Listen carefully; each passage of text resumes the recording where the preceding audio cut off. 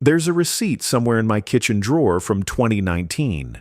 PetSmart, $287.34. I remember it because my wife looked at me like I'd just bought a timeshare in Reno, and I had to explain that no, I didn't buy 14 bags of dog food. I bought one bag of dog food that the internet told me would fix everything. The dog's name was Walter, Labrador, black, 82 pounds of good intentions and gas that could clear a room in under 6 seconds. The vet said he was healthy, blood work came back fine. But Walter had this thing where he'd eat, and then 20 minutes later, he'd stare at the wall like he was contemplating his mortality, and then he'd throw up. Not every time, just often enough that we stopped putting rugs in the hallway. So I did what you do. I Googled it, and the internet, in its infinite algorithmic wisdom, told me I was feeding him wrong. Not the amount, the timing. Twice a day. That was the problem, apparently. The mistake 90% of dog owners make, according to 17 different websites with names like Positively Healthy and the Canine Nutrition Lab, none of which listed an actual author or credential anywhere on the page. Turns out they were half right, which is the most dangerous kind of right. Here's what actually happens. Most people feed their dog twice a day, morning, evening, roughly 12 hours apart. You scoop the kibble, the dog inhales it like it's the first meal in 3 years, and you go about your business feeling like a responsible pet owner. This is what the bag says to do. This is what the vet mentioned once in passing. This is what your parents did with the family golden in 1987. And for a lot of dogs, it's fine. A beagle who weighs 35 pounds and has the metabolism of a small furnace? Fine.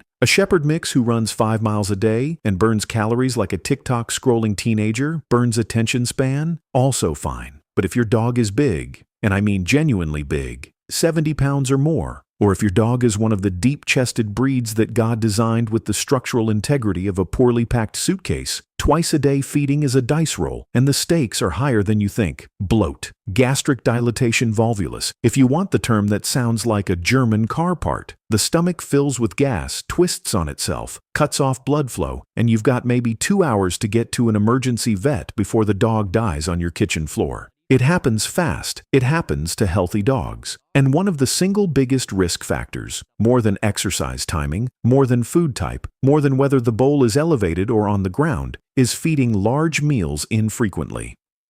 Translation: the twice-a-day schedule everyone's doing. I didn't know this when I bought the $287 bag of salmon and sweet potato whatever. I thought the problem was ingredients. The internet thought the problem was ingredients. We were both wrong.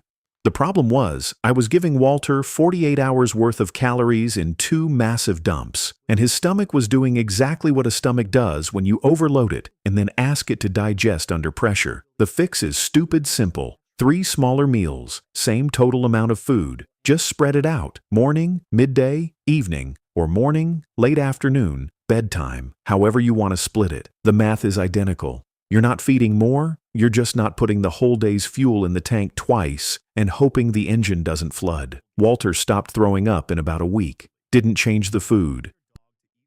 Didn't add probiotics or pumpkin puree or any of the 17 other things the Facebook group recommended. Just split the meals into 3. That was it.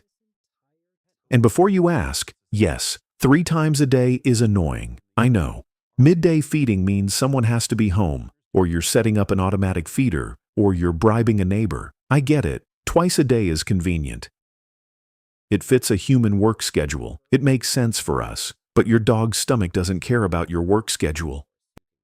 And if you've got a Dane, a Shepherd, a Boxer, a Weimaraner, a Saint Bernard, any of the giant breeds or the deep-chested runners, or hell, even a big Labrador like Walter, who just happened to inhale his food like he was training for a hot dog eating contest, the convenience math stops adding up real fast when you're looking at an emergency surgery bill.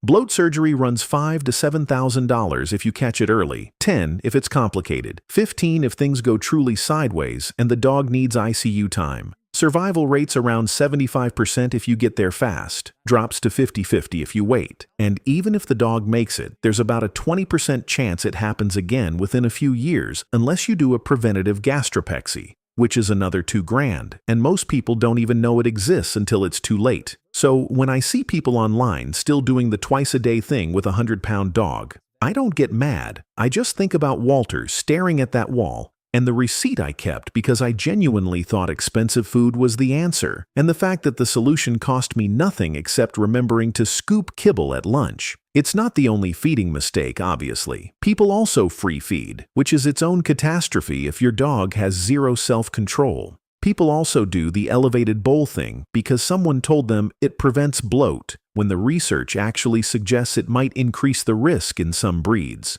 People measure with coffee mugs instead of actual measuring cups and wonder why their corgi looks like a footstool. But the timing thing, the twice-a-day default, everyone just accepts because it's what the bag says and it's what fits into a 9 to 5. That's the one that gets overlooked. Because it's not wrong for every dog, it's just wrong for enough dogs that it should have stopped being the default advice about 30 years ago. The bag companies aren't going to change the label. They've got lawyers and focus groups, and they know that feed 2 to 3 times daily, depending on breed size and activity level, is a longer sentence than most people will read before tearing the bag open. The vet might mention it if you specifically ask about bloat risk, but most people don't ask because they don't know it's a question worth asking until something goes wrong. So it just keeps happening. Same schedule, same preventable emergency, same surprised owners who thought they were doing everything right because they bought the good food and didn't skip vet appointments. Walter died last year, not of bloat, cancer, 12 years old, which is pretty decent for a lab. I still have that receipt. I don't know why. Maybe because it reminds me that I spent almost $300 solving a problem I didn't have, while the actual problem cost me $0 and 3 extra minutes a day. You do what you want. I'm not your vet. I'm just a guy who kept a stupid receipt and learned the hard way that the internet will sell you a solution before it tells you the cause. 3 meals, not 2. Especially if your dog is big. That's the whole thing. I still feed 3 times a day. Even though Walter's gone and the new dog, a mutt named Pepper, probably doesn't need it. She's 40 pounds, eats like a normal animal, has never thrown up once. But I do it anyway because it takes 30 seconds. And I've seen what happens when you don't. The twice-a-day thing isn't going to kill most dogs. It hasn't. Millions of dogs eat twice a day and live to 15 without incident. But if you've got a big one, or a deep-chested one, or one that eats like the bowl might disappear if they slow down, just split it into 3. That's all I'm saying. You don't need a new food. You don't need supplements. You just need to feed them lunch. It's the easiest thing you'll do all week.